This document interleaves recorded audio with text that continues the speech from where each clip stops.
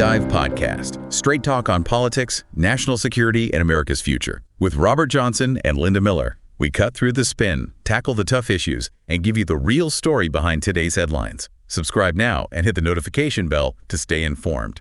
Okay, so the situation between Israel and Iran, it's incredibly high stakes right now. We're seeing the strikes, the responses. Yeah, the tensions are really escalating. But what's going on, behind the headlines? What's the strategic thinking?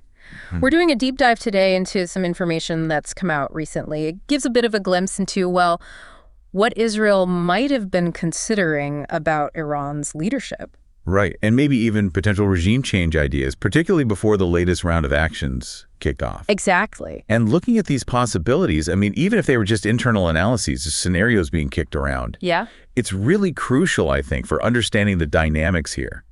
It goes beyond just the missile counts and targets we see reported every day. It gets into the sort of foundational power structures. Precisely. We're talking about information that sheds light on some very, very serious considerations. So let's dig into that. One of the most striking things that emerged is this idea that before the operations around, say, June 13th, Israel was reportedly analyzing different scenarios. And one of these scenarios apparently included the possibility of achieving, they termed it complete decapitation of the Islamic Republic's leadership. Wow. Complete decapitation. That's a powerful phrase. It is. It suggests something far beyond just hitting military sites, doesn't it? Not just degrading capabilities. Much more ambitious. Yeah, the analysis seems to have contemplated, taking out the very highest levels of Iran's power structure. Yeah. Which, think about the risks involved there. Huge risks. Immense. Yeah. And potentially unpredictable consequences for the whole region. Absolutely. But what's interesting is how this analysis wasn't just about the leadership targets in isolation. Right. It connected the sort of military political aspect with the potential impact inside Iran. Exactly. The analysis also looked at the potential economic fallout from a longer conflict. How so? Well, the assessment was apparently that a sustained conflict could really hit the Iranian economy hard, worsen inflation, which is already a problem, decrease purchasing power for ordinary people, and maybe, just maybe, fuel social unrest, especially among the middle class. So the thinking was this internal economic pressure could actually lead to protests, maybe even destabilize the regime from the inside out. That seems to have been part of the calculation being analyzed, yes, using economic pain as a potential lever alongside military action. But here's where it gets really complicated, showing that contrast between strategic planning and, reality on the ground. Okay. While this analysis was reportedly considering how conflict might stir up unrest against the regime, other accounts, after the strikes happened, suggested some residents in Iran weren't calling for the regime's downfall, but were actually calling for Iran to get atomic weapons. That is a stark contrast, isn't it? Totally jarring. The sort of anticipated internal reaction versus what was actually being voiced, at least by some. It really highlights just how difficult it is to predict internal dynamics in a place like Iran. It's not a monolith, far from it. And, speaking of the leadership aspect, it might be helpful just to quickly clarify the structure there. Good idea. You have the supreme leader, Ayatollah Ali Khamenei. He's the ultimate authority, commander-in-chief. Everything flows from him, essentially. Right. Then you have the president, Masoud Pezeshkian, head of the executive branch, yes, but significantly lower down the ladder than Khamenei in the overall power structure. So Khamenei is the key figure when talking about the top leadership. Unquestionably. Now, let's look at the public statements. Israeli officials, publicly, have said the strikes targeted nuclear and military facilities. That's been the consistent official line on targets. Correct. That's the public messaging. However, then you have statements from Israeli Prime Minister Netanyahu, and they seem to offer a maybe different angle, especially when you put them next to that reported internal analysis we mentioned. How so? What did he say? Well, he publicly called on Iranians to fight against what he called the evil regime. He also claims something like 80% of residents want to overthrow the current leadership. 80%. That's a very specific and high number. Very high. And he also assessed the regime as weak, suggesting the attacks could potentially lead to regime change. So leaning into the idea of internal collapse being a possible, maybe even desired outcome of the strikes. It seems that way. And in one interview, he was even more direct. He talked about targeting the supreme leader himself. He actually mentioned Khamenei. Yes. He said killing the supreme leader would end the conflict, not escalate it. And he sort of referenced past actions like targeting nuclear scientists as Israel doing what it feels is necessary. That is incredibly direct. Linking the potential killing of the head of state to de-escalation, that's quite a statement. It is.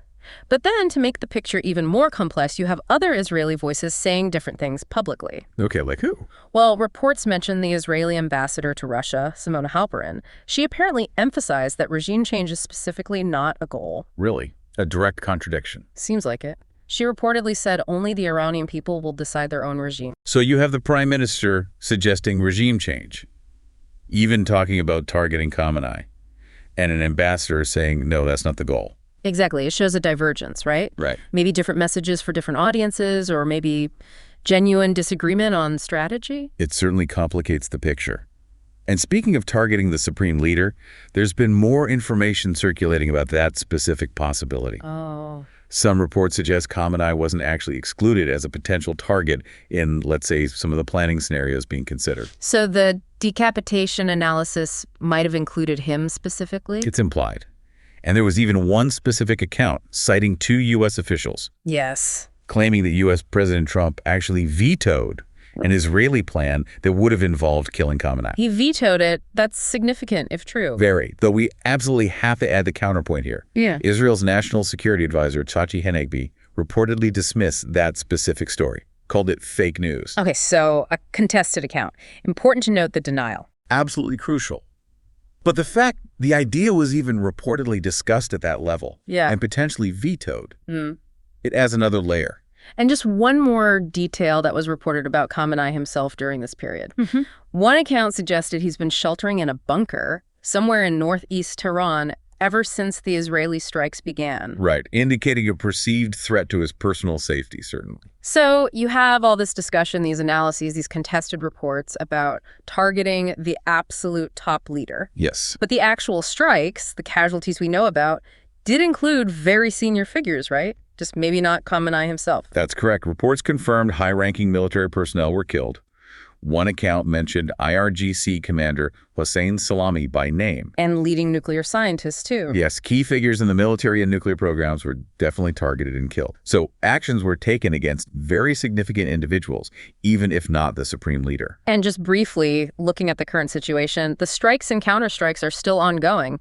Iran reported an operation called True Promise 3. Right, the back and forth continues. And the human cost is mounting.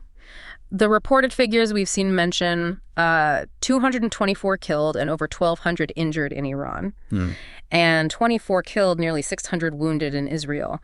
Grim numbers that provide the backdrop to all this strategic talk. Indeed. So when you pull all these threads together, the reported decapitation analysis, the economic pressure angle, then the contrasting public statements from Israeli officials, Netanyahu versus the ambassador and regime change, then the specific reports, contested as they are, about Khamenei being a potential target, maybe even a plan being vetoed by U.S. President Trump. And finally, the actual confirmed targeting of senior military and scientific leaders.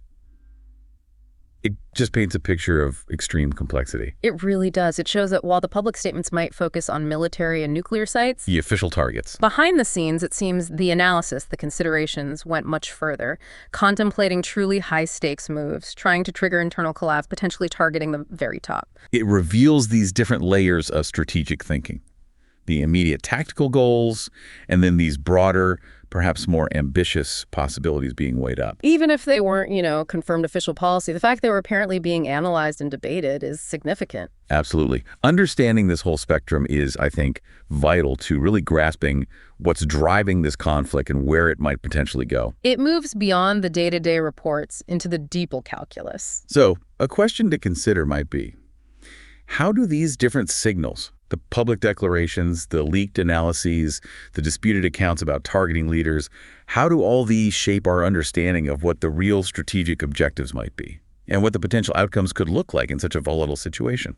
Subscribe to our podcast on Spotify, Apple Podcasts, and YouTube. We are here to make things clear. New episodes every day.